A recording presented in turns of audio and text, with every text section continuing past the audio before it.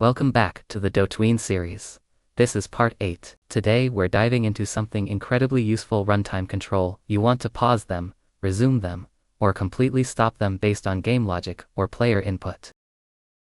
Let's get started. First, we need to store our tween in a variable, so we can control it later. This creates a movement animation that moves our object 5 units to the right in 2 seconds. Now that we have a reference called myTween, we can interact with it at any time. Now we're using set loops with loop type yo-yo, which means the animation will go forward, then backward, like a ping-pong effect. This is perfect for creating a smooth back-and-forth motion. Let's now explore how to take full control of our tweens during runtime using play, pause, and kill. By default, a tween starts playing as soon as it's created. But in real-world games, you often need to interact with your animations dynamically. Maybe you want to pause them when the player opens a menu, resume them later, or cancel them entirely. That way, you can clean up objects, update UI, or log actions when a tween ends prematurely.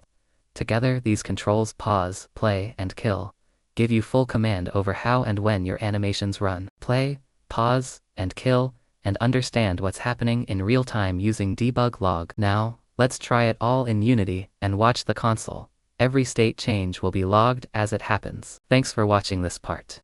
If you liked it, please subscribe. See you in the next one.